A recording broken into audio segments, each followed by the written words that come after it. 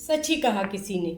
दूसरे की रफ्तार देखकर अपनी चाल पर शक मत कीजिए, क्योंकि सबकी किस्मत की घड़ी का समय अलग अलग होता है। आज आपको एक छोटी सी कहानी सुनाते हैं। एक पुत्र था, उसके पिता का निधन हो गया था। वो अपने पिता से बहुत प्यार करता था और उसे ये लग रहा था कि मृत्यु के बाद उसके पिता को स्वर्ग में स्थान प्राप्त हो। वह अपनी इसी समस्या को लेकर, और चूंकि उसे पता नहीं पड़ रहा था, तो वो भगवान गौतम बुद्ध के पास पहुंचा और उनके सामने हाथ जोड़कर खड़ा हो गया। उसने कहा, जब उन्होंने आंखें खोली तो उसने कहा, प्रभु, मैं बस इतना चाहता हूँ कि मेरे पिता को जो है स्वर्ग में स्थान मिले। आप इसके लिए मुझसे जो भी कहेंगे करने के लिए मैं वो तैयार हूँ। गौतम बुद्ध मुस्कराए और उन्होंने कहा, ठीक है, कल तुम अगले दिन मेरे पास आना और साथ में 2 घड़े ले आना। वो बोला, ठीक है। वो बहुत खुश था, क्योंकि उसे लग रहा था कि शायद गौतम बुद्ध उससे ऐसा कार्य करवा रहे हैं जिससे उसके पिता को स्वर्ग में स्थान प्राप्त हो जाएगा। वो दूसरे दिन 2 बड़े बड़े घड़े लेके गौतम बुद्ध के पास पहुंच गया।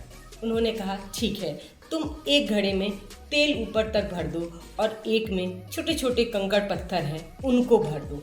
उसने वैसा ही किया और वह उन दोनों घड़ों को लेकर खड़ा हो गया उनके सामने। उन्होंने कहा, अब ऐसा करो, तुम इन घड़ों को लेकर सामने जो सरोवर है उसमें जाओ और उसमें तुम रख दो। उसको कुछ समझ में नहीं आया, लेकिन वो इससे खुश था कि गौतम बुद्ध उससे उसके ऐसा कार्य करवा रहे हैं जिससे उसके पिता को स्वर्ग में ऊंचा स्थान प्राप्त होगा। वो दोनों घड़े लेकर गया और उसने जो वो सामने जलाशय था उसने वो घड़े वहाँ पर स्थापित कर दिए। उन्होंने कहा, ठीक है, तुम चले जाओ, अब कल आना।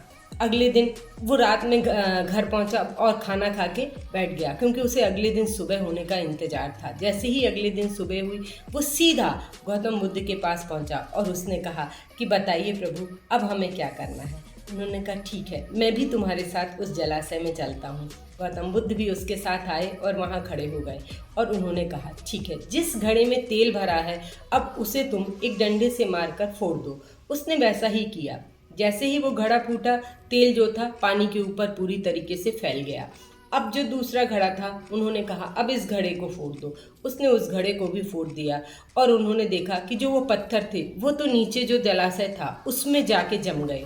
उन्होंने कहा, क्या तुम इन पत्थरों को ऊपर ला सकते हो? तो वो हंस के कहने लगा, ऐसे कैसे संभव है? ये तो बड़ा मूर्खतापूर्ण काम होगा, क्योंकि तेल तो पानी पर तैरता है और हम किसी को भी बुलाएं, कुछ भी करें, ये कंकड़ पत्थर ऊपर आकर ऊपर नहीं आ सकते, क्योंकि वो तो नीचे ही जमा होंगे। गौतम बुद्ध ने भी ऐसे ही मुस्करा कर कहा। ऊपर जाने के बाद भी बोले, ठीक इसी तरीके से हमारे कर्मों का भी हिसाब होता है। हम उन्हें किसी भी तरीके से स्वर्ग किसी को नहीं भेज सकते। हमारे जैसे कर्म होंगे, हमें वैसा ही स्थान प्राप्त होगा। जी हाँ, कहानी तो बहुत छोटी सी थी, लेकिन हमारे लिए जीवन का सार तत्व जो है हमारे सामने ला दिया।